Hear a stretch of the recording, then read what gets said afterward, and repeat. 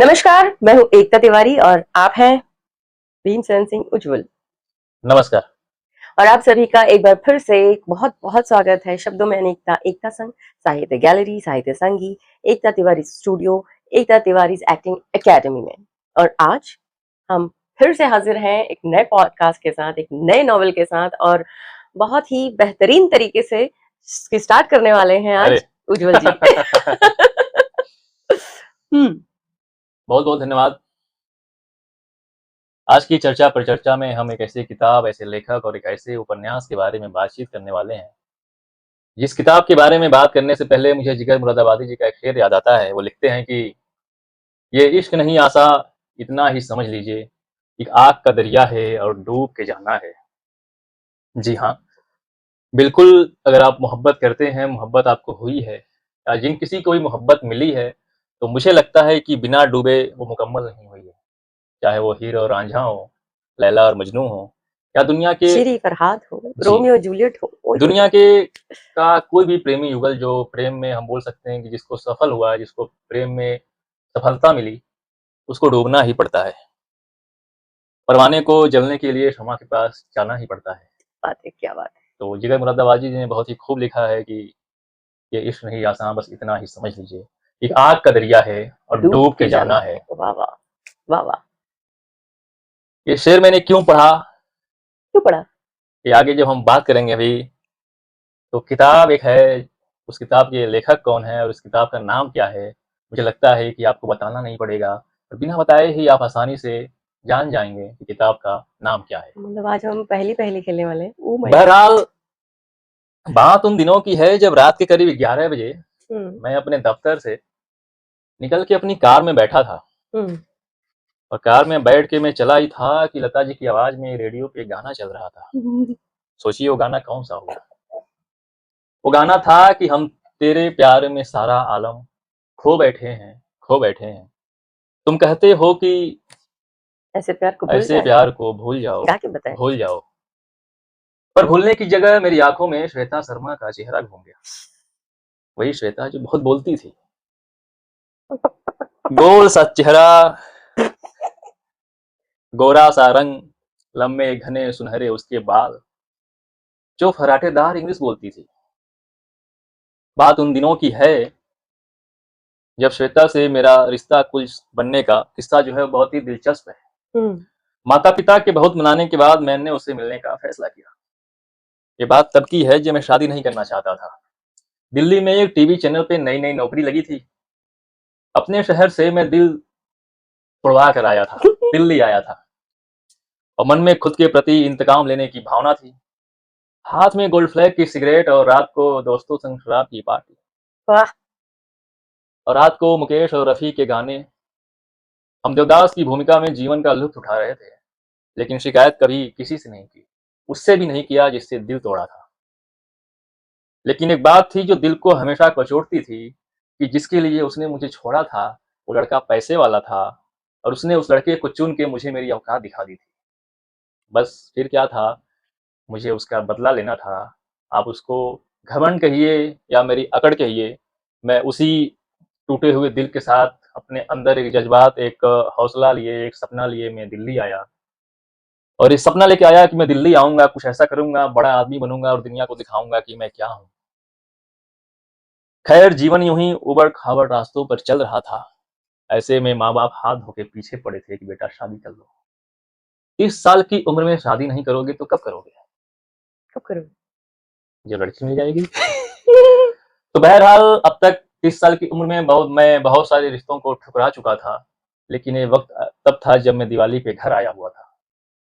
उस दौरान हुआ यूं कि पिताजी ने कहा कि शर्मा अंकल ने बुलाया है, वो अपनी बेटी का रिश्ता तय करना चाहते हैं, तो आज उनके घर जाना है, तुम आओ मिल आओ। अब इतनी हिम्मत तो थी नहीं कि पिताजी के फरमान को, पिताजी के फैसले के खिलाफ जाया जाए और कुछ बोला जाए। बहरहाल हुआ तय ये हुआ कि अब तो जाना ही पड़ेगा। खैर मैंने अपने एक दोस्त को बुलाया और उसके साथ मैं शर्मा अंकल के घर चला गया। वाह। शर्मा अंकल के घर पहुंचने के बाद मैं करीब 5 मिनट तक वहां बैठा था चुपचाप। उसके बाद मेरे बगल में आके श्वेता शर्मा बैठ गई और हम दोनों के बीच एक लंबे अंतराल तक चुप्पी रही। खैर चुप्पी को तोड़ते हुए श्वेता शर्मा ने बोला, आप कुछ बोलते क्यों नहीं? अब मैं क्या बोलता? मैंने कहा, मैं बोलता तो हूँ, लेकिन इतने लोगों के सामने नहीं बोलता। बहरहाल श्वेता शर्मा ने चुप्पी तोड़ी और श्वेता जी के बारे में मम्मी ने जिस तरीके से भूमिका बनाई थी और जिस तरीके से उन्होंने उनके रूप का बखान किया था, श्वेता बखूबी वैसी ही थी। बहरहाल हम बहुत सारी बातें करने वाले हैं आज, एक ऐसे किताब, एक ऐसे उपन्यासकार के बारे में और एक ऐसे उपन्यास के बारे में जिसका नाम है ये इश्क नहीं आसान, और जिसको लिखा है बहुत ही बड़े लेखक, बहुत ही बड़े पत्रकार, जिनका परिचय मुझे लगता है इतना बड़ा है, मुझे लगता है कि मैं उस काबिल नहीं हूँ कि मैं उनके बारे में बात कर सकूँ, मैं उनकी लिखी हुई किताबों के बारे में मैं अपना कुछ बोल सकूँ या उनका मैं परिचय आपको बता सकूँ। आप उन्हें बखूबी जानते हैं, उनसे आप वाकिफ़ हैं, सारे लोग संजीव पालीवाल जी के बारे में कि वो कौन हैं, क्या करते हैं। बहरहाल हम लौटते हैं किताब की ओर, बहुत सारी बातें होंगी। हमारे साथ में बैठी हुई हैं बहुत ही खूबसूरत फनकार, जिनका नाम है एकता तिवारी, फनकार, उप्स। जिसे आपने बहुत सारे टीवी सीरियल, फ़िल्म में देखा होगा। तेरे मेरे सपने की लीड हीरोइन, दिया और बाती हम, गुड़िया रानी, ऐसे तमाम धारावाहिक में आप देखे होंगे। किताबों से मोहब्बत है, इसलिए हम किताबों की चर्चा पर चर्चा साथ में कर रहे हैं और आज इस किताब के बारे में हम बात करने वाले हैं। उस किताब को तो मैंने बहुत पहले पढ़ा था, लेकिन एक तिवारी जी ने इस किताब को अभी हालिया 2-4 दिन पहले पढ़ के समाप्त किया है और उनकी भी दिली तमन्ना है कि इस किताब के बारे में उनको पढ़ने के बाद जो उनको लगा, उन्हें क्या महसूस हुआ, उस मिट्टी के बारे में जो संजीव पालीवाल जी ने अपने शब्दों से पिरोया है, एक मोती बनाने का प्रयास किया है। यूँ तो किताब काल्पनिक है, फ़िक्शन है, लेकिन जब आप किताब को आप पढ़ेंगे तो आपको लगेगा कि ये कहानी बिल्कुल वास्तविक है। तो बहरहाल हम लौटते हैं एकता तिवारी जी की तरफ, उनके मुँह से हम सुनते हैं लेखक के बारे में, किताब के बारे में, उन्होंने क्या पढ़ा, उन्होंने क्या महसूस किया। आइए जानते हैं, ये इश्क नहीं आसान, लेखक संजीव पालीवाल, किताब और लेखक दोनों अब आपके हवाले। पतन साथियों, मैंने अपने बारे में अदाकार, लेखिका, ड्रामा एंड डांस टीचर ये सब तो सुना है और भी बहुत कुछ अपने बारे में मैं जानकारी रखती हूँ। फनकार वेल अच्छी बात है, जो इंसान हमेशा फनी मोड में रहे या बड़ी से बड़ी उलझन भरे माहौल में भी बहुत ही सुलझी हुई सी और मस्तीखोरी सी फन तरीके से लाइफ को बिता ले, वो फनकार ही होता है। वाह! क्या बात है, क्या इसलिए बात है, मैंने क्या बोला बात कि है। फनकार। खूबसूरत अदाकारा और फनकार जो करती हैं चमत्कार। धन्यवाद। मंडळ बहुत बहुत आभारी आए। तो फिलहाल आज हम हमारी बात नहीं, मेरी बात नहीं कर रहे हैं, हम बात कर रहे हैं आज के पॉडकास्ट में संजीव पालीवाल जी की ये इश्क नहीं आसान। ये इतना ही खूबसूरत है जितने की ये खूबसूरत पॉडकास्ट है और उतने ही खूबसूरत इस नॉवेल में किरदार हैं और इतने टर्न एंड ट्विस्ट हैं और इतने सरल और सहज तरीके से हैं। आप जैसे जैसे कहानी में आगे बढ़ते हैं पढ़ते हुए, तो आपको लगता ही नहीं है कि अगली ही लाइन में एक शार्प यू टर्न आने वाला है। आप पहाड़ियों में गए होंगे, मुझे लगता है सभी लोग ट्रैवल का शौक रखते हैं और शौक नहीं भी रखते हैं तो विद फैमिली समर वेकेशन तो करते ही हैं। मैं 1 मिनट आपको यहाँ पे टोकना चाहता हूँ, अभी आपने ट्रैवल की बात की, तो मैं बता देना चाहता हूँ कि संजीव पालीवाल जी हैं, वो 4 किताबें लिख चुके हैं, इनकी एक और किताब आने वाली है और एक बहुत ही बड़े यात्राकार हैं, जिन्हें यात्रा करना बहुत पसंद है, अक्सर वो घूमते रहते हैं। हम्म। अगर आप उनको देखते हैं, उनसे जुड़े हुए हैं, हालाँकि अगर आप साहित्य से प्रेम करते हैं, तो किसी न किसी बहाने से आप उन्हें जानते होंगे, आप उनसे जुड़े हुए हैं। साहित्य आज तक जो है, उसके संस्थापकों में से एक नाम है संजीव पालीवाल और वो हम्म। आजकल साहित्य तक, तक। साहित्यिक वार्ता में कुछ कविताएँ, कहानियाँ, किस्से, पत्र आपके माध्यम से आपके सामने आते हैं। आप उनसे जुड़ सकते हैं और उनकी एक और ही नई किताब आने वाली है, आप उसको भी पढ़ सकते हैं। बहरहाल आप बता रही थी कुछ। लौटते हैं।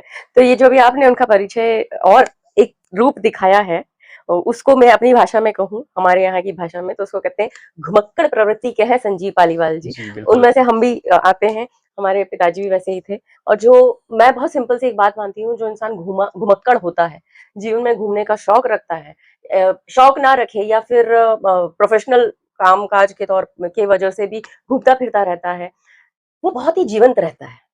वो इसलिए ऐसा मैं मानती हूँ क्योंकि आप जब खुली हवा में, मैंने पिछली बार भी कहा था और पहले भी कहती रही हूँ इन बातों को, ये 5 तत्व जिनसे हुँ, हमारा ढांचा बना हुआ है, जिससे ये संसार बना हुआ है, उन पांचों तत्वों से आए बगाए जुड़ते मिलते रहना चाहिए, हाय हेलो करते रहना चाहिए, और उसके लिए घूमना फिरना भाई साहब बहुत जरूरी है। वाह। तो मतलब संजीव पालीवाल जी घुमक्कड़ प्रवृत्ति के हैं, वो उनकी लिखाई में साफ साफ झलकता है।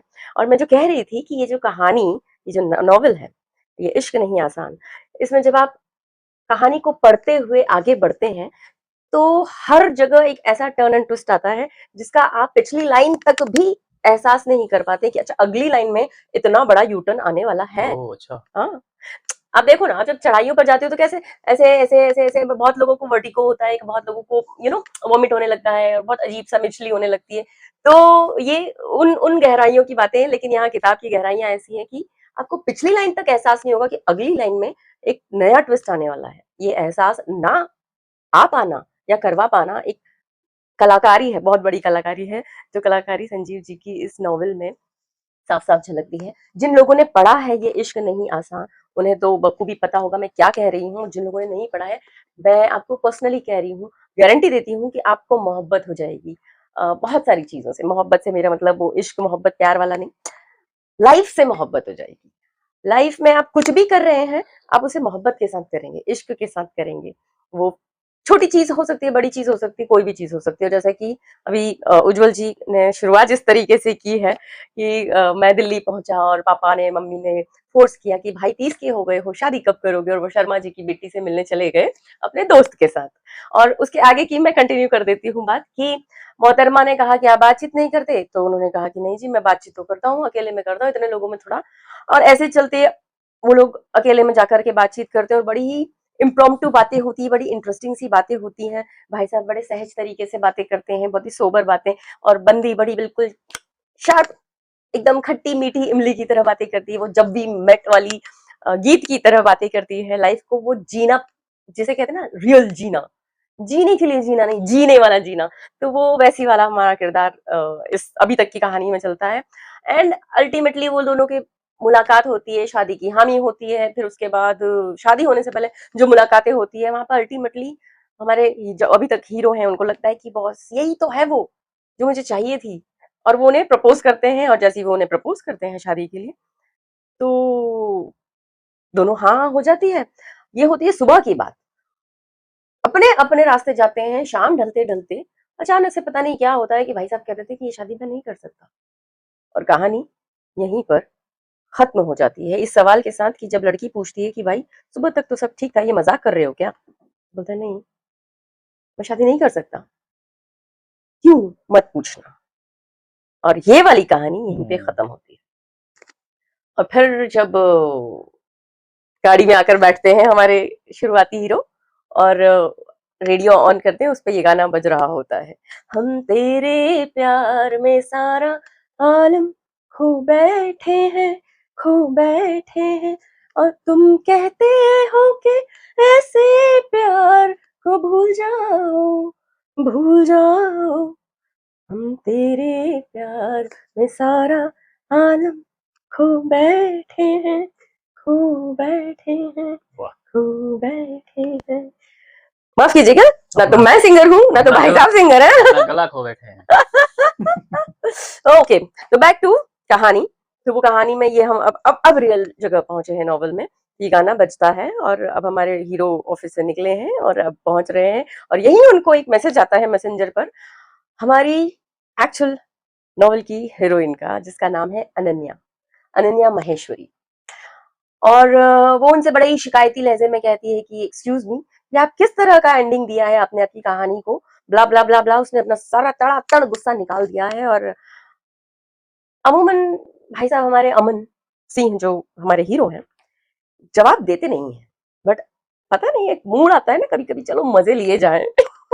सभी लोग, आप भी करते होंगे, आप भी, मैं भी करती हूँ कभी कभी, कभी कभी। पता नहीं कब किया था लास्ट और कब करूंगी अगला, मुझे नहीं पता, बट होता है लाइफ में ऐसा कभी कभी कि हमें चलो यार फॉर चेंज मजे लिए जाए। तो वो उस मैसेज को पढ़ते हैं और रिस्पॉन्ड करते हैं, आपसे मतलब मेरी कहानी है, मैं राइटर हूँ, मैं कैसा भी एंड कर सकता हूँ।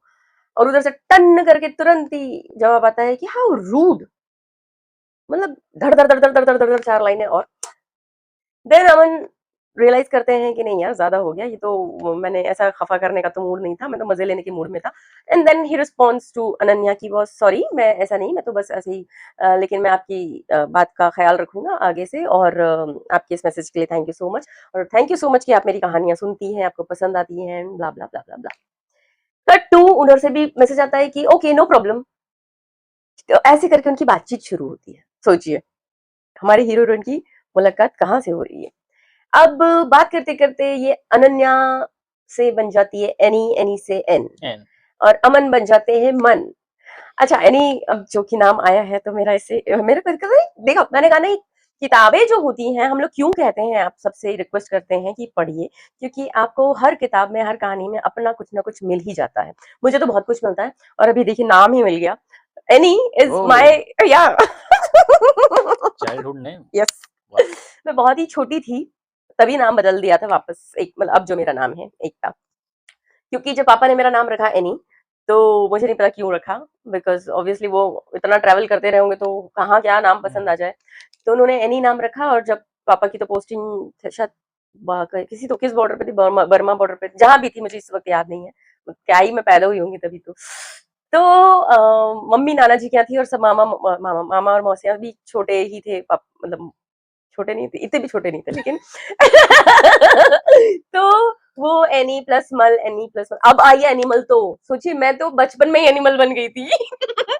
तो पापा जैसे ही लौटे हैं और मेरी खबर के बाद, जब मैं उनको अलाउड नहीं था 27 दिन के मूल, आप लोग को पता नहीं पता है या नहीं होते हैं, मैं 27 दिन के मूल में पैदा हुई थी, तो फादर को अलाउड नहीं होता है बच्चे को देखना, तो कुछ पूजा वूजा होती है, बहुत सारा कुछ कुछ होता है, फिर उसके बाद फादर देख सकते हैं अपने बच्चे को। तो बट मेरे पापा ने सारे रूल्स ब्रेक कर डाले, पता नहीं क्या किया, वो आए, उन्होंने मुझसे मेरे साथ मतलब जो भी उनको मस्ती करनी थी वो सब हुआ भी, और वो उन्होंने तुरंत प्रभाव से नाम भी बदल डाला, और बहुत तभी मेरा एनी से नाम एकता हो गया। वाह कोई मेरी बच्ची को एनिमल नहीं बोलेगा, और अंदर सबके अंदर एनिमल होता है हाँ, लेकिन तो बात वो कट्टू आते हैं एनी पर, हमारी एनी पर।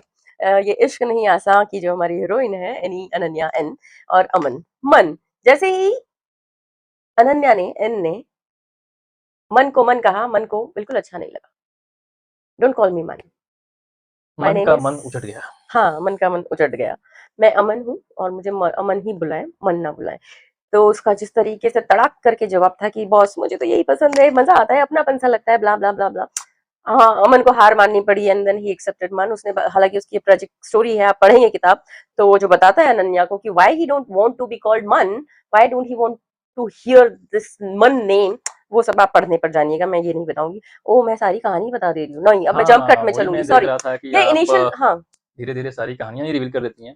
आपको मैं जानना चाहता हूँ, आपसे मैं कर जानना देती, what do you mean by कर देती हूँ, मुझ पर इल्जाम ना हेलो लगे हेलो तो हाय बेहतर हाय, होगा। यहाँ पे हम लोगों को लड़ाई झगड़ा नहीं करना है कैमरे मैं के मैं मैं, सामने। मैं झगड़ नहीं रही हूँ, जनता कुछ भी ट्रोल कर सकती है, ऐसे छोटा सा क्लिक कट करके, तो आप को- ऐसे को- ऐसे करके बात मैं करेंगी झगड़ तो नहीं रही हूँ, मैं अपनी तो बात को रख हमारे रही हूँ, सुनने वाले जो मुझ पे पाठक कुछ हैं उनमें इल्जाम से ना कुछ लगाया लोग कुछ जाए। और ही समझ सकते हैं। बहरहाल समझते रहे, हम लौटते हैं किताबों पे, और हम जानते हैं हाँ आपसे नहीं नहीं, तो अब मैं कि जंप कट में चलूंगी इस ना, मैं कि मैं कुछ जानना कहानी, चाहता हूँ आपसे, मैं कुछ पूछिए। पूछना चाहता हूँ आपसे। आप किताब पे लौटिए उस तरीके से, वही उस वही हाँ, तो इस किताब को पढ़ते हुए लेखक के बारे में, और ऐसा कौन-सा हिस्सा, ऐसा कौन-सा किताब का अंश है, जो आपको पढ़ते हुए बहुत ही अच्छा लगा, और वो किरदार या वो बातें आपको अपने आस-पास कभी देखी हैं या देखने को मिला है?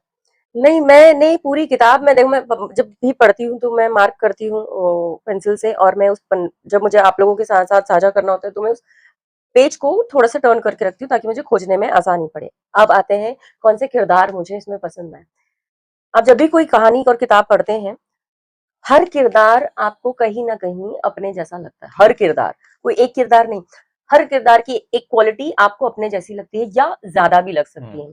तो अनन्या की क्वालिटी हो, अमन की क्वालिटी हो, राज सिंह की क्वालिटी हो, या किसी भी की भी क्वालिटी हो, वो आपको अलग अलग मोमेंट्स पे ऐसा लगेगा ये तो हमारी क्वालिटी है। इसलिए हम कहते हैं आपसे, हम जो इस तरह से आते हैं किताब लेकर के या पढ़ने पढ़ाने की बातें करते हुए, पढ़ने से आप अपने आप को जानने में बहुत आसानी पा सकते हैं। सर मतलब बिना पढ़े जो आपकी खुद को समझने की जर्नी होगी वो मुश्किल होगी, लेकिन आप जब औरों की लिखाई, कहानियां और भी बहुत कुछ पढ़ेंगे ना, तो अपने तक की खोज आसान हो जाएगी, वो रास्ता आपको आसानी से मिल जाएगा। बिल्कुल सही। तो मैं मुझे अनन्या मुझे बहुत सारी जगहों पर ऐसी लगती है ढीठ मेरे जैसी, मैं सब कर लूंगी, I can handle everything, yes and I can. And Ananya, मतलब हर लड़की हर लड़का मतलब जो ऐसा मानते हैं या ठान लेते हैं वो कर लेते हैं, कर सकते हैं, हर कोई कर सकता है। तो अनन्या वैसी सी है कि मुझे किसी की हेल्प नहीं चाहिए, और बिना मांगे ही जहाँ उसको समझ में आता है कि यार इसको इमोशनल सपोर्ट की जरूरत है, या इसको ये बात का सही रास्ता नजर नहीं आ रहा है, तो वो डायरेक्टली, उसे भी समझ में आ रहा है कि मैं डायरेक्टली कहूंगी तो हर्ट हो सकता है या माने ना माने, तो वो उसके रास्ते भी अलग तरीके से खोज कर उस चीजों को सामने रखती है कि ये देखो ये रास्ता है, देखो ये आपके लिए इमोशनल सपोर्ट है। इस तरीके से उसने बहुत सारी ऐसी चीजें की है अमन के लिए, जबकि वो अपने ही बहुत सारी दुविधाओं से जूझ रही है। इस कहानी में आप पढ़ेंगे तो मजा आएगा। और सबसे बढ़िया और बेस्ट बात मैं बताना चाहती हूँ, संजीव पालीवाल जी ने, अब देखिए सरनेम से ही पता चल रहा है पालीवाल इज फ्रॉम राजस्थान। अब पाली एक जगह है, अब मुझे ये नहीं पता कि संजीव जी वहां के हैं या नहीं, बट पाली एक खूबसूरत सी जगह है। अब जिस तरीके की बसी हुई है वो अलग चैप्टर, लेकिन जिस तरीके का हिस्ट्री उन्होंने और geographically and historical incidents cover करते हुए, ईयर वाइज, टाइम वाइज, पीढ़ी वाइज उन्होंने जिस तरीके से इसमें कैप्चर किया है कहानी के बीच में, वो कहीं से भी आउट ऑफ द कहानी नहीं लगता। ना ही मतलब दोनों का मर्जर इतना खूबसूरत है ना कि ऐसा लगता है अरे यार ऐसी जर्नी पे तो खुद जाना चाहिए, और ऐसा कोई गाइड हमें खुद मिलना चाहिए ना। Ananya is playing guide, she is not guide in the story, but for Aman she is somehow playing कि चलो मैं आपको घुमाती हूँ टाइप्स, बिकॉज वो वहां से बिलोंग करती है और वो उसको पूरी जर्नी पता है। और ऐसे मैंने बहुत सारी मार्किंग कर रखी है जिससे हर इंसान हर किताब में मिलता है, और यहाँ तो बहुत ही आसान और खूबसूरत तरीके से बहुत सारी चीजें लिखी हुई हैं। तो देखिए मैं शुरू शुरू की तो बातें कर ली है, और क्योंकि राजस्थानी चीजों पर भी यहाँ पर पकड़ बना करके चले हैं संजीव जी, तो और जो लोग पाली से हैं या राजस्थान के किसी भी एरिया से हैं, वो लोग तो और भी मजे से कनेक्ट कर पाएंगे। हाँ मजे से पढ़ पाएंगे। एक और बात मैं भी यहाँ बोल देना चाहता हूँ कि अभी आप संजीव सर के बारे में बात कर रही थी, हम्म तो मैं ऑन कैमरा संजीव पालीवाल जी से विनती करता हूँ कि अगर किसी भी माध्यम से ये बातचीत आप तक पहुँचती है, हम्म तो आप कमेंट में या जैसे भी अगर आप बताना चाहें कि आप कहाँ के रहने वाले हैं, वो आप जानना चाहती हैं, मैं क्या मतलब तो मुझे हमारे क्या लगता है ऑडियंस भी कि जाना हाँ, चाहिए। जितने भी लोग हैं जिन्हें नहीं मालूम कि सर आप पालीवाल जी कहाँ से रहने वाले हैं, संजीव पालीवाल जी कहाँ से ताल्लुक रखते हैं, उन सारे लोगों का जो आई एम भ्रम श्योर है वो दूर होगा। राजस्थान से ही कहीं के, या तो पाली से या कहीं आसपास से होंगे। वो अलग बातें, देखो हर हर जब व्यक्ति की पीढ़ी कहीं से कहीं शिफ्ट हो जाती है तो वो मामला बनता रहता ही है। तो मे बी आपकी शिफ्टिंग रही हो टाइम में कभी, फैमिली की या और पहले वाले लोगों की, आप लेकिन बताइएगा हमें, हम we are very keen to know. बहरहाल हमें इतना पता है कि आप भारत के किसी राज्य भारतीय हैं। किसी जिले से रहने वाले हैं, लेकिन कहाँ से रहने वाले हैं वो हमें नहीं पता, वो आप बताइएगा। खैर ओके, आप तो मैंने बहुत छोटी छोटी सी लाइनें भी मार्किंग की हुई है, और चार चार छह छह लाइनें भी मार्क की हुई हैं, लेकिन मैं कोशिश करूंगी कि मैं ना रिवील करते हुए, कहानी नॉवेल को रिवील ना करते हुए, उन इम्पोर्टेंट लाइंस को आपके साथ शेयर कर दूं जो आपको मजबूर कर दे ये इश्क नहीं आसान में पढ़ने के डूबने के लिए लिए। आत्मा का अकेलापन हैंडल करना आसान नहीं होता, ये सिर्फ एक लाइन है, और ये बहुत ही गहरी और सच्ची लाइन है। किसी ने सच ही कहा है कि जिंदगी या तो एक रोमांचक साहसिक एडवेंचर है या कुछ भी नहीं। फिर से एक ही लाइन है और बहुत गहरी लाइन है। अब दो लाइनों पे आते हैं। कई बार उसका मन हुआ कि अपने चेहरे को खरोच दे, नहीं चाहिए था उसे ये खूबसूरत चेहरा। सब इसी के दीवाने हैं, कोई दिल नहीं देखता, अंदर की अनन्या को नहीं देखता।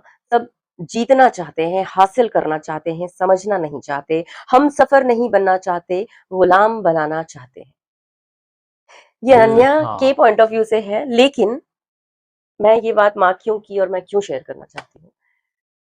दुनिया की हर खूबसूरत चीज जिसे भी हम देखते हैं, 99% ह्यूमन टेंडेंसी क्या है, उसे अपने पास पकड़ के रख लेने की।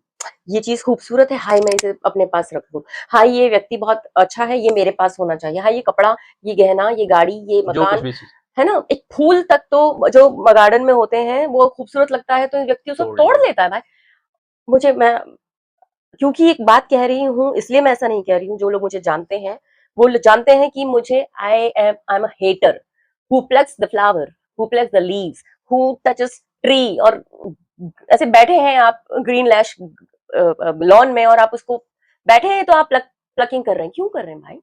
सोचिए, ऐसे ही कोई चलता फिरता आपके बाल नोचने लग जाए, आपको ऐसे पिंच करने लग जाए, आपको अच्छा लगेगा? मुझे लगता है हर जीवित चीज है, वो पेड़ है या हम है, मेरे लिए बात एक ही है। मैंने तो कईयों को रास्ते चलते हैं जिन्हें मैं जानती भी नहीं, वो बड़े हो छोटे हो कोई भी हो, मैं उन्हें टोक देती हूँ कि भाई पौधों के साथ छेड़छाड़ मत कीजिए, जानवर के साथ छेड़छाड़ मत कीजिए।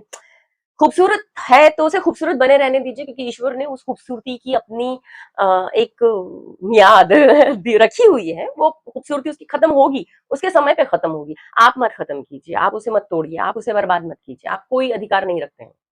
फूल भी मान लीजिए सुबह खिलाए शाम को ढल जाएगा, वो उसका जीवन है, उतनी ही डेडलाइन है उसकी, तो उसको उतना तो जीने दो। वेल मैं मैं भारत सरकार से विनती करता हूँ कि तिवारी जी को पर्यावरण मंत्री का पद दिया जाए। मुझे लगता है कि ये उसके बखूबी काबिल हैं।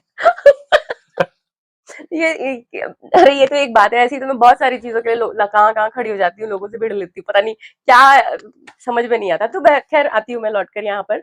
ये अनन्या अपने आप की भगवान की दी हुई नेमतों से त्रस्त है। उसे ये बखान रही है कि मेरी खूबसूरती मेरे लिए प्रॉब्लम है बॉस, हर कोई मुझे पा लेना चाहता है, मुझे गुलाम बना लेना चाहता है, पा करके कोई मेरा मन नहीं देखता, कोई मेरा इंटेलिजेंस नहीं देखता, मुझे एज ए ह्यूमन काउंट नहीं करता, तो मुझे नहीं चाहिए ऐसी खूबसूरती। तो वो 4 लाइनों को मैंने इसलिए मार्क किया था कि आपके सामने और उसका ये जस्ट और भी तरीके से रख सकूं। और ये बिल्कुल ही सही बात है कि कई बार अक्सर हम बोलते हैं कि जो भी हमारे दोस्त यार होते हैं कि मैं तुम्हें बहुत अच्छे से जानता हूँ या फला व्यक्ति हमें बहुत अच्छे से जानता है। लेकिन जो मेरा अब तक का अनुभव रहा है, आपका भी अपना एक अनुभव होगा। मुझे लगता है कि कोई भी इंसान आपके अलावा आपको जितना अच्छे से आप जानते हैं अपने आप को, उतना अच्छे से आपको दुनिया का कोई भी इंसान आपका कितना भी करीबी क्यों ना हो, वो नहीं जान सकता। बिल्कुल, वो आपके बारे में उतना ही जानता है जितना जानने का आप उसको अधिकार देते हैं। अधिकार देते हैं, जितना आप उसको बताते हैं या वो अपने मनोविवेक से जितना देख पाता है। भले ही एक छत के नीचे एक कमरे में रहते हों, चाहे वो पति-पत्नी ही क्यों ना हो, बावजूद उसके भी वो सब कुछ नहीं जान पाते हैं। और ज़रूरी भी क्यों है? मैं तो ये नहीं, मानती हूँ। बहुत लोग जो दावा करते हैं ना कि मैं सब कुछ जानती जानता हूँ, ये अनन्या बिल्कुल ऐसे लोगों के लिए यहाँ पे बात रखती है, तो ये मेरी बात याद आ गई। हुँ, ये उसके लिए है। Correct, correct, correct. और मुझे लगता है कि ये दावा बिल्कुल ही झूठा है कि कोई भी इंसान किसी को बहुत अच्छे से जानता है, कोई किसी को नहीं जानता। यही सच है। एक और पैराग्राफ है 4-6 लाइन का, लेकिन वो उसका खूबसूरती और ब्यूटी से कोई लेना-देना नहीं है। वो एक इनसिक्योरिटी, सोसाइटी की इनसिक्योरिटी का मैं बात कहना चाहती हूँ, लेकिन यहाँ पर क्योंकि कहानी के थ्रू चल रही है, तो ये यहाँ 2 ही बातें हो सकती है, तो मेल के थ्रू या फीमेल के थ्रू। हुँ। हम पहले भी इस तरह की बात कर चुके हैं। तो यहाँ ये सोसाइटी की, आप इस जब मैं 4 लाइनें पढ़ूँ तो आप इसको सोसाइटी की इनसिक्योरिटी की तरीके से देखिएगा, ना कि अनन्या कह रही है मेल के लिए, या फेमिनिस्ट बात नहीं है ये। हाँ, कहानी में हम वैसा मान सकते हैं, हुँ। बट मैं जैसा कह रही हूँ वो सोसाइटी के पॉइंट ऑफ व्यू से कह रही हूँ। वो कहता था मुझसे प्यार करता है, लेकिन प्यार की कीमत क्या थी? मेरा आत्मसम्मान, मेरा वजूद ही कहाँ था? जो भी मिला ऐसा ही मिला। मर्द इतने इनसिक्योर क्यों होते हैं? लोगों की जिंदगी में हम सेकेंडरी क्यों होते हैं, प्राइमरी क्यों नहीं होते? ये कैसा प्यार है जहां हम सबसे खास कभी नहीं होते? हम उनकी ख्वाहिशों के बाद आते हैं। हमें पाना उनकी ख्वाहिश होती है, लेकिन उसके बाद हम कहाँ चले जाते हैं? ये कैसी जिंदगी है? कैसा प्यार है? बकवास है। प्यार, इश्क और मोहब्बत। अब ये कह तो अनन्या रही है हमारी हीरोइन, बट ये मैं अभी आपको यहाँ पर हीरो हीरोइन के तौर पर नहीं पढ़ के बता, मैं चाहती हूँ आप सोसाइटी के तौर पर इन 4 लाइनों को फोकस करके समझने की कोशिश करिएगा, क्योंकि अगर मैं यहाँ पे चलूंगी तो फेमिनिज्म वाली बात हो जाएगी कि नारी शक्ति जिंदाबाद। बट फैक्ट है, कोई भी चीज जॉब से लेकर, मतलब प्रोफेशनलिज्म से लेकर पर्सनलिज्म तक, दोनों ही जगहों पर जब हम ये देखते हैं कि वो चीज चमक रही है, वो चीज चमक रही है, तो हम जी जान लगा देते हैं उसे पाने की। जब उसे पा लेते हैं तो फिर उसे एक बॉक्स में बंद करके रख देते हैं, उसकी कोई वैल्यू नहीं होती। जब तक मैं मतलब हर कोई का बहुत सारे सपने होते हैं, घर, गाड़ी, फलाना ढमकाना, वर्ल्ड टूर, एक एक चीज आप कर लेते हैं, लेकिन जब तक आप उस जर्नी में होते हैं, उन ख्वाबों में होते हैं, उस प्रोसेस में होते हैं करने तक की, तब तक आप बड़े मजेदार और दिलचस्प तरीके की जीवन को जी रहे होते हैं। लेकिन जैसे ही आप उस जॉब को पा लेते हैं, जैसे ही आप उस मकान को खरीद लेते हैं, जैसे ही आप उस गाड़ी को खरीद लेते हैं, जैसे ही आप वर्ल्ड टूर कर लेते हैं, तो आपको उसकी कोई वैल्यू नहीं रह जाती। ये गलत है। ऐसे ही जब किसी इंसान की भी बात करें, आप उस इंसान को पाने के लिए कितनी भाग-दौड़ करते हैं, बहुत कुछ करते हैं, है ना? हर कोई, आप अपना बेहतर जानते हैं मुझसे। लेकिन उसके बाद क्या होता है? लोगों को ऐसा क्यों लगता है कि किसी रिश्ते को पा लेना मात्र तक कहानी खत्म हो जाती है? असल कहानी तो उसके बाद शुरू होती है भाई। वो तो एक पॉइंट पहुंचे कि हाँ ये 2 लोगों के साथ जीना है, 2 लोगों के साथ ऐसा करना है वैसा करना है। उसके आगे जो रियल कहानी है वो फिल्मों की तरह नहीं होता है कि हीरो हीरोइन मिले, उनकी शादी हो गई या व्हाटएवर भाग गए, जो भी जैसे दिखाते हैं जिस कहानी में, तो वो उसका अंत है। उसके अंत के बाद क्या, वो नया आरंभ है।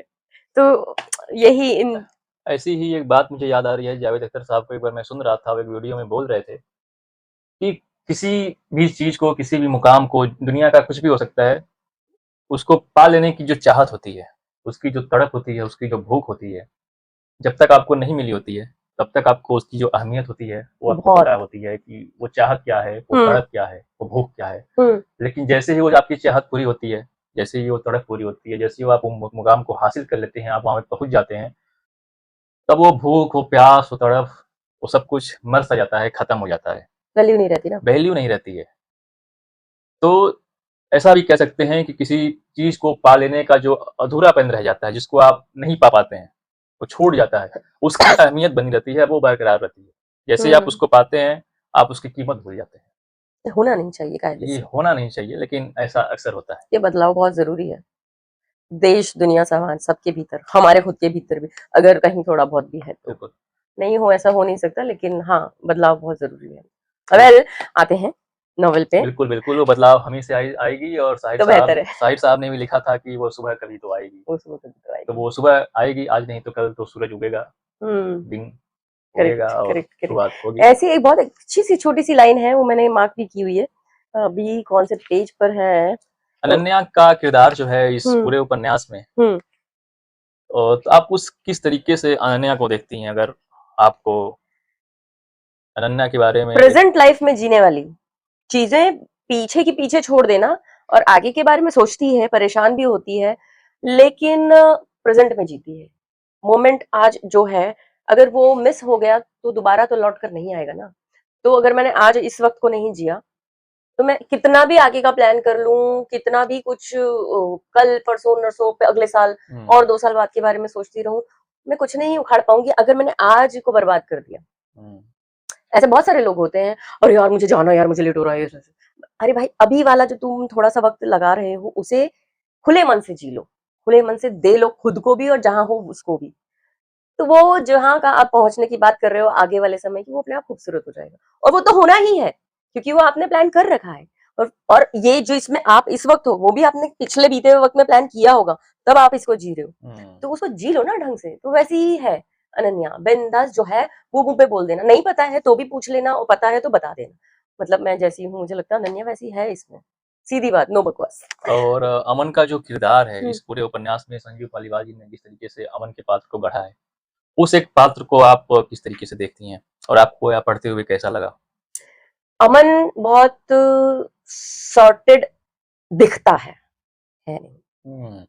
बहुत सारे लोग होते हैं, दिखते हैं बहुत सुलझे हुए से दिखते हैं, बट उनके अंदर ही अंदर बहुत कुछ चल रहा होता है। बहुत सारे ट्रॉमास होते हैं जिन्हें उन्होंने पाइल अप कर रखा है। अब वो बहुत सारे कारणों से हम बाहर नहीं निकाल पाते हैं। लोग क्या कहेंगे, पहली बात तो लोग तो चलो बाद में कहेंगे, पर मैं कहूं किससे, जिससे भी मैं शेयर करूं, कोई होना तो चाहिए ना उस मादे का, जिससे मैं वो अपनी इंटरनल चीजें शेयर कर सकूं। हो सकता है उसके पास दसियों दोस्त हों, लेकिन वो दोस्त बहुत बढ़िया होंगे, लेकिन जो चीज उसके भीतर है उसे वो निकालने के लिए जो दोस्त चाहिए वो नहीं हो उन दसियों में। ये उसके बिलीफ सिस्टम की मैं बात कर रही हूँ। ऐसा होता है, सबके साथ होता है। हो सकता है मेरे पास बहुत सारी ऐसी चीजें हों जो मैं वेंट आउट करना चाहती हूँ, लेकिन मुझे लगता ही नहीं कि मेरा कोई दोस्त जिनको मैं वो चीजें वेंट आउट कर सकूं। या आपको भी ऐसा लगता होगा, या हमारे श्रोताओं को भी ऐसा लगता होगा, उनके पास भी बहुत सारी ऐसी चीज। हर दोस्त को हर बात नहीं कही जा सकती, या कही भी जा सकती है तो आपका उस वक्त आपके अंदर से बाहर निकलना भी ऐसा टाइमिंग मिसमैच भी तो हो सकती है। जरूरी थोड़ी कि उसी वक्त में आप भी कह पाए। और फिर एक बार जब बात पीछे छूट जाती है तो फिर छूट जाती है। हाँ, वो आपके सबकॉन्शियस में, आपके भीतर मन में दबती दबती बैठी रहती है।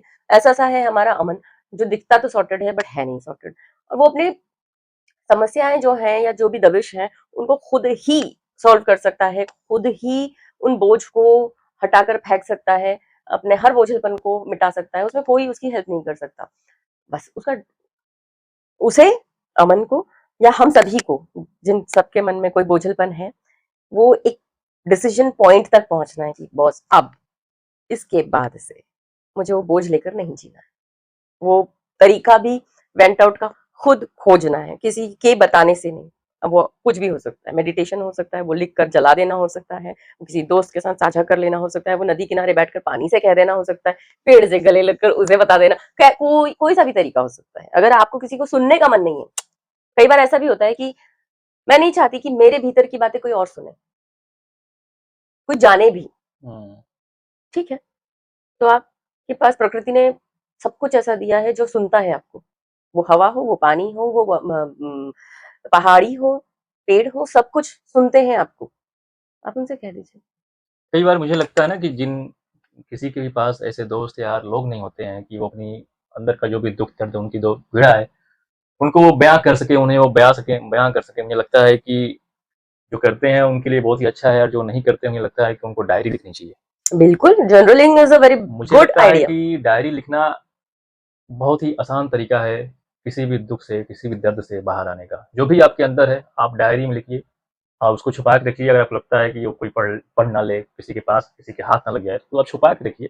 लेकिन आप उसमें सब कुछ लिख दीजिए जो आप किसी को बता देना चाहते हैं, लेकिन आपके पास कोई ऐसा है नहीं।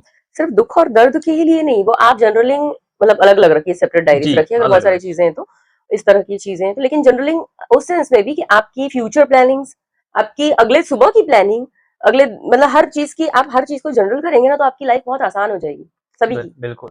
और जो हम अंत और आरंभ और जावेद साहब और बहुत सारी जो सुबह नए सूरज की बात कर रहे थे, उसी बात पे जो मैं बात कह रही थी कि इसमें एक लाइन लिखी है, मैंने मार्क कर रखी है, बड़ी खूबसूरत सी है। वो है पेज नंबर 43 पर। हर सूर्योदय हमारी जिंदगी का एक ऐसा नया अध्याय होता है जिसे लिखे जाने का इंतजार होता है। हमें बस उसे लिखना आना चाहिए। सिर्फ एक लाइन है ये, और इसमें फिर से वही बात है, एक लाइन में सार है। जब भी हम कह रहे थे कि जर्नलिंग करना, लिखना या किसी भी तरह से किसी भी चीज को अंत मान लेना अंत नहीं है, वो हर चीज नई चीज का आरंभ है। मतलब सूर्योदय तो होना चाहता है, आपको बस तय करना है कब, कैसे, कहाँ, बहुत सारी चीजें आपको आपको कोई और नहीं करके देगा। वेल, तो हम यहाँ आगे बढ़ते हैं कहानी में। तो कहानी में अब तक हमारी जो अमन और अनन्या, आप समझ चुके हैं किस तरह के दोनों किरदार हैं, दोनों की मुलाकात कैसे हुई है। रोज बातें होने लगी, बहुत जोर की बातें होने लगी। अमन अमन की तरह शांत दिखने वाला, कम में जवाब देने वाला, इधर अनन्या बिल्कुल तड़ तड़ तड़ तड़ जवाब देने वाली और बिंदास मोमेंट में जीने वाली, प्रेजेंट में जीने वाली, खुशहाल किस्म की लड़की। और अब इतनी बातें हो गई हैं और इतना ज्यादा आगे चीजें वैसी हो गई हैं कि बोलते हैं बस मिलो यार। तो तुम्हारा यहाँ अमन को भी वेकेशन चाहिए थी, तो वो ट्रिप बनती है जैसलमेर की। ये ट्रिप पूरा प्लान होता है, ये जैसलमेर आते हैं भाई साहब, और यहाँ पर पूरा सेटअप करती है अनन्या। और वो जाकर के उनसे मिलती हैं चाय के साथ सुबह सुबह और कहती हैं हुक्म, अब चाय कहाँ पीना पसंद करेंगे, अपनी बैल्कनी में, रूम की, या फिर बाहर नीचे कॉरिडोर अपने फॉर में। तो वो कहते हैं कि मैं अपने रूम में पीना पसंद करूंगा। तो वो आती हैं मैडम चाय लेकर के और फिर उन्हें सर्व करती हैं, और फिर कहती हैं, जब बातचीत होती है तो कहती है अब इस ट्रिप के लिए मैं बीच का बहुत बड़ा चंक छोड़ रही हूँ ताकि आप पढ़ें, क्योंकि बहुत इंटरेस्टिंग है, मैं ऐसे बताना नहीं चाहती। जो बातचीत होती है वहां पर मैडम कहती है कि अब आपकी आगे की ट्रिप की गाइड आपके सामने खड़ी है, आपकी अनन्या, आपकी एनी, आपकी एन। और वो भी बहुत खूबसूरत तरीके से संजीव जी ने इसमें उतारा है पूरा। मैंने कहा ना, राजस्थान को बेसिक पर्टिकुलरली पाली एरिया को इतनी खूबसूरती से उसकी history, geographically and historically moments के साथ, किरदारों के साथ, उस समय के कास्ट, उनकी हेल्थ, वेल्थ, एवरीथिंग इतनी सलीके से उन्होंने इनकॉर्पोरेट किए कहानी में कि पता नहीं चलता है कि हम हिस्ट्री ज्योग्राफी पढ़ रहे हैं या किसी पर्टिकुलर कम्युनिटी के बारे में पढ़ रहे हैं या हम कोई नॉवेल पढ़ रहे हैं, और सब कुछ बहुत सुंदर और पैरेलल चल रहा है। यहाँ पर अनन्या अमन की कहानी भी उतनी ही घुस करके चल रही है, और वहां जो मैं बातें कह रही हूँ पाली समाज की या उस समय के लोगों की, वो भी बहुत उतनी ही डीप डेप्थ में चल रही है। अब उन इतनी बारीकियां उन्होंने लिखी हैं, जैसे कि एक आध दो जो मैं आपको ऐसे बताना चाहूंगी। जब भी बहुत बड़ा संप्रदाय, पाली संप्रदाय जो पाली में रहता था, और सभी किस्म ब्राह्मण है बेसिकली तो, लेकिन वो हर तरह का व्यापार और हर तरह के कामकाज करते थे, खेती भी करते थे, ताकि वो सारी चीजें वो अपनी ही आपस में सहेज सकें, बाहर वालों की उन्हें बहुत ज्यादा जरूरत ना लेनी पड़े। इस वजह से वो लोग सब कुछ करते थे, ब्राह्मण होते हुए भी, ठीक है। और जब भी कोई नया परिवार वहां आता था तो वो उनको हर घर से 1 रुपया और 1 ईंट देते थे। ये तब का रियल सिस्टम है, ताकि जो भी नया इंसान या परिवार वहां आया है, उन्हें वहां पर घर और व्यापार दोनों को स्थापित करने में आसानी हो। और इसी चलते वो बाकी के ऑलरेडी एग्जिस्टेड लोगों से मुलाकात भी कर सके, रहने वालों, पहले से रहने वालों को जान सके, और जो नया परिवार आया है वो एक दूसरे को। करेक्ट। तो इतनी छोटी छोटी सी बारीक चीजें इसमें बहुत ही सलीके से उन्होंने इनकॉर्पोरेट की है। और अनन्या जिस तरीके से गाइडगिरी कर रही है, तो वो लगता नहीं है कि वो गाइड नहीं थी, क्योंकि आप पढ़ेंगे तो पता चलेगा कि उसने क्या पढ़ाई की है, वो क्यों इतनी खूबसूरती से बता पा रही है। मैं जो मार्क कर रखे हैं, जो छोटी छोटी सी लाइनें आपको वो शेयर करती हूँ। अगर आप किसी से प्यार करते हैं तो आपको ये कह देना चाहिए। बिल्कुल। अगर आप डरते हैं कि ये सही नहीं है और इससे दिक्कतें ही बढ़ेंगी, तब भी कह ही देना चाहिए। अगर आपको लगता है कि ये आपकी जिंदगी भी खत्म कर सकता है, आपको जला सकता है, दफन कर सकता है, तब भी कह ही देना चाहिए। बल्कि इसे तो आपको और जोर से कहना चाहिए और फिर इंतजार करना चाहिए।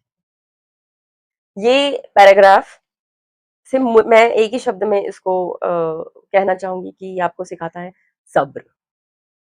अब जीवन में, ये तो खैर प्यार मोहब्बत की बातें हो गई, इजहार की बातें हो गई, क्योंकि हमारा नॉवल ये इश्क नहीं आसान है, लेकिन इन जनरल हम देखें तो ये एक पैराग्राफ ऐसा है जो हर जगह ये इक्वेशन फिट होती है, जहाँ पे पेशेंस जिसे कहते हैं, वो सबको सीखने की बहुत ज्यादा जरूरत है, बहुत ज्यादा। सब इंसान रिजल्ट चाहता है ना, इंस्टेंट रिजल्ट, तत्काल तत्काल तत्काल टिकट चाहिए। सब अभी चाहिए, अभी एग्जाम दिया अभी रिजल्ट चाहिए, अभी मैंने उसको प्रपोज किया अभी जवाब चाहिए, मैंने अभी जॉब का इंटरव्यू दिया मुझे अभी हायरिंग चाहिए, मैंने अभी ज्वाइनिंग किया मुझे अभी इंक्रीमेंट चाहिए, अभी प्रमोशन, मतलब एन नंबर ऑफ थिंग ना, सब कुछ इंस्टेंट चाहिए लाइफ में। और जो जैसे मुंबई, मेरी इंडस्ट्री, हम हमारी इंडस्ट्री की बात कर लेते हैं, मुंबई की। यहाँ पर समय बहुत घिस घिस कर चप्पलें घिस जाती है, जीवन घिस जाता है, दिमाग घिस जाता है, लोगों की आत्मा तक घिस जाती है।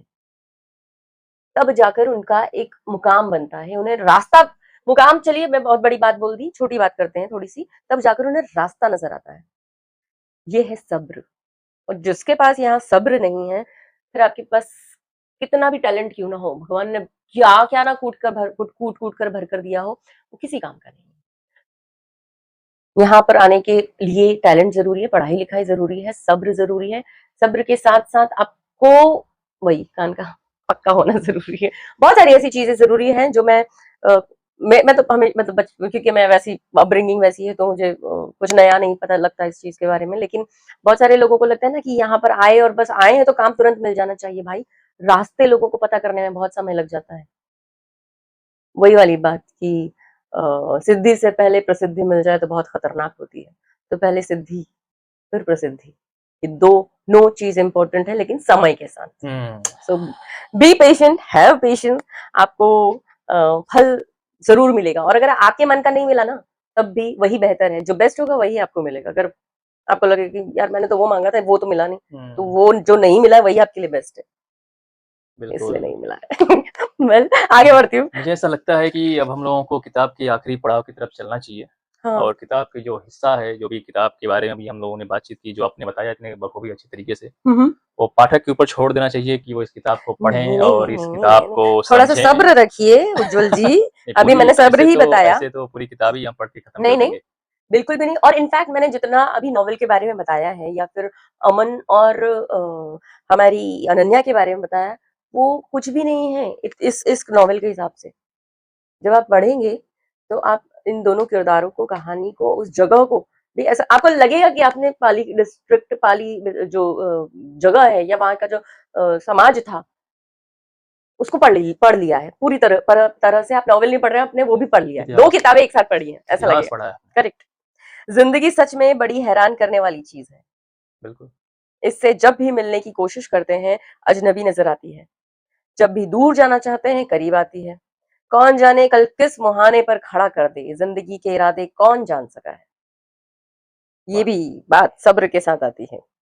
इकबाल जी का एक शेर यहाँ पर इस्तेमाल किया गया है, जो एक फैमिली आती है, अब आगे जब आप बढ़ते जाते हैं और जिस चीज को अमन पूरी जीवन भर मिस करता रहा है या कोसता रहा है, या बहुत सारे out of lot of traumas, एक दबाव, एक खिंचन मन में दबा कर रखी हुई है, वो यहाँ पर आगे जाकर के कैसे सुलझती है अननोइंगली। ऐसे मैंने कह रही हूँ ना, ऐसे ऐसे ऐसे ऐसे मोड़ हैं इस कहानी में, इतने प्यार से लिखे हुए हैं कि आपको पिछली लाइन पे पता नहीं चलेगा कि अगले में इतना शार्प टर्न आने वाला है।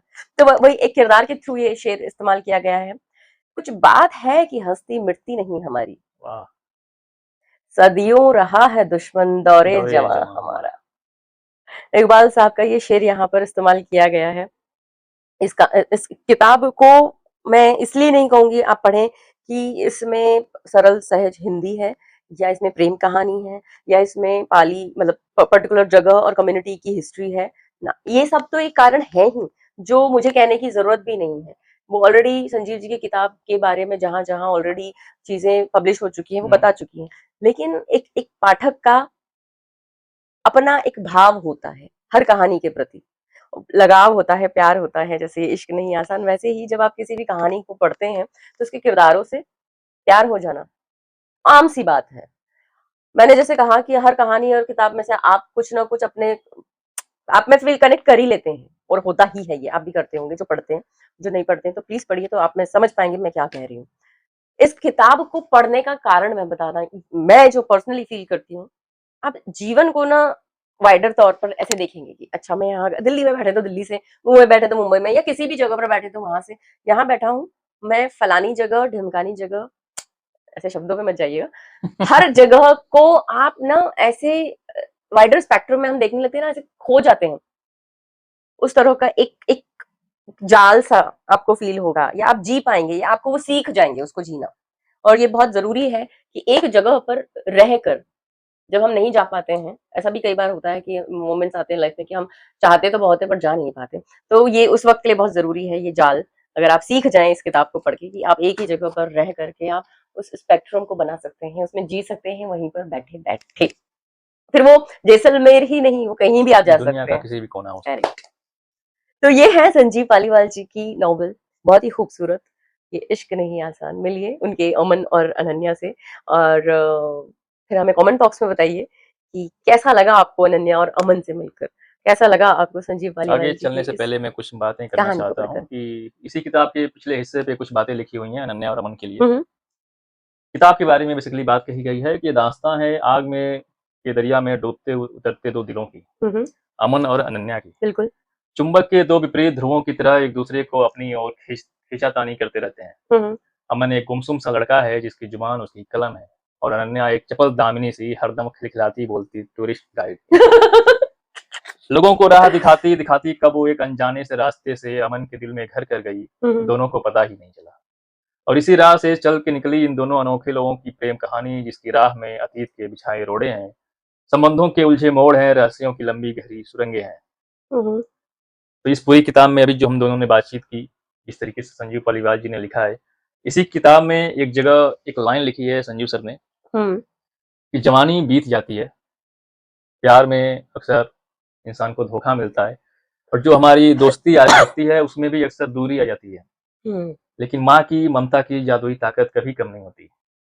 दुनिया की हर कमी को माँ पूरा कर सकती है, लेकिन माँ की कमी को कभी कोई पूरा नहीं कर सकता।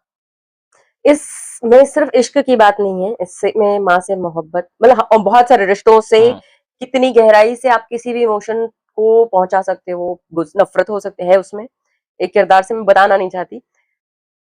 मोहब्बत ये वाली के अलावा बहुत सारी गहरी मोहब्बत है, ऐसे ऐसे न्यूसेंसेस है इस कहानी में। आप आंसू आ जाएंगे, आप पढ़ोगे तो आपको फील होगा ओह शिट।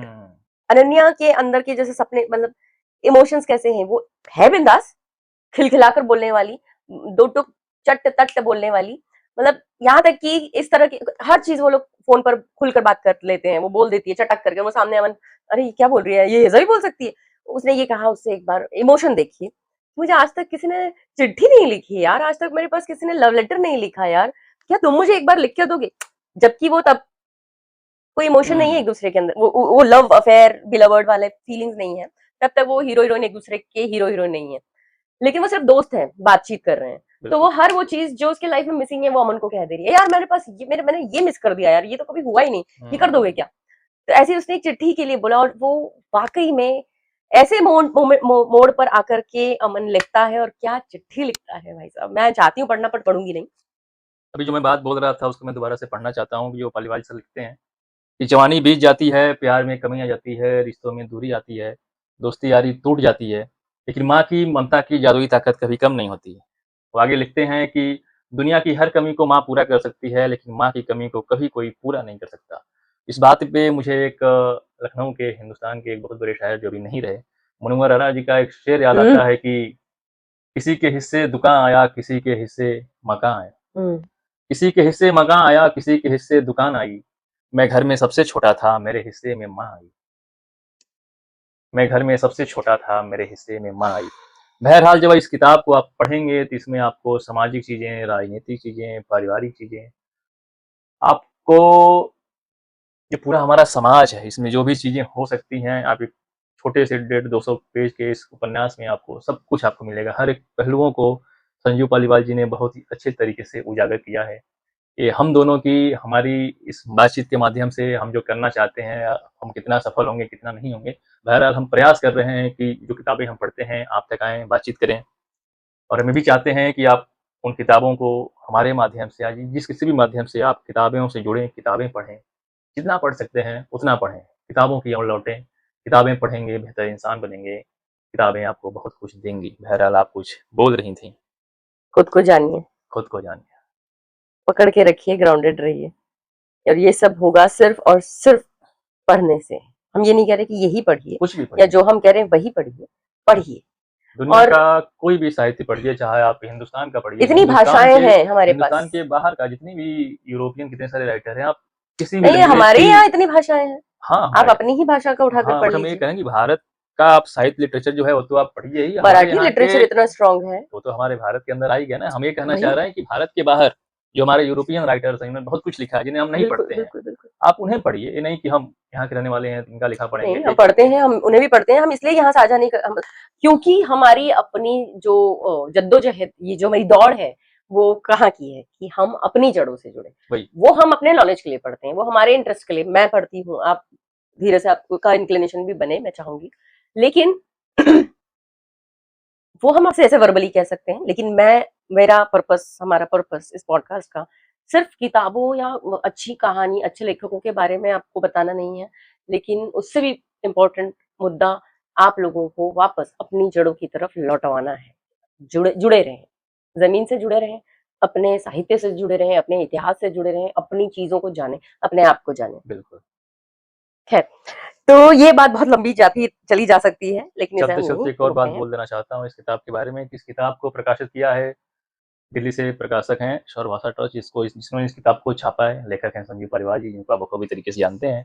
अगर आप किताबें पढ़ने का शौक रखते हैं तो साहित्य गैलरी की वेबसाइट से और आप इंस्टाग्राम पेज से जुड़ के आसानी से आप किताबें मंगवा सकते हैं, जो भी किताबें आप पढ़ना चाहते हैं।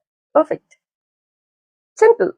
तो बातचीत को अभी आगे तो बढ़ाएं। आज इस पॉडकास्ट को यहीं विराम देते हैं। इस खूबसूरत नॉवल को आप मंगाएं साहित्य गैलरी से। ये इश्क नहीं आसा वहां पर अवेलेबल है, आप डीएम पर ऑर्डर कर सकते हैं, और बाकी वहां पर आप कनेक्ट होंगे तो आपको तरीका बता दिया जाएगा। जुड़े रहिए हमारे सभी चैनल से। शब्दों में अनेकता, एकता संघ, साहित्य संगी, साहित्य गैलरी, एकता तिवारी स्टूडियो, एकता तिवारी एक्टिंग एकेडमी। हम फिर मिलेंगे अगले पॉडकास्ट में, अगली किताब के साथ। बहुत ही खूबसूरत बातचीत आपके साथ साझा करते हुए, और आपको ये सुनने के बाद कुछ भी ऐसा लगे जो आपको लगता है हमें शेयर करना चाहिए, तो प्लीज कमेंट सेक्शन आप ही के लिए। बिल्कुल। चलिए, चलते चलते एक बात कि आप हमारे इस पॉडकास्ट को, अगर बातचीत हमारी अच्छी लगती है तो आप हमारे बातचीत को, आप हमारे वीडियो को लाइक करें। अपने दोस्तों को, जो पढ़ने वाले लोग हैं, उन तक हमारी बातचीत को पहुंचाएं, अधिक से अधिक मात्रा में, अधिक से अधिक लोगों तक पहुंचाएं, और चैनल को सब्सक्राइब करना ना भूलें। वाओ, फिर बड़ी मिलेंगे सिंपल। फिर मिलेंगे अगले रविवार को एक नई कहानी, एक नए लेखक, किसी नए नाटक, उपन्यास, कविता, कहानी, जो भी होगा उसके ऊपर। तब तक के लिए हर हर महादेव। नमस्कार।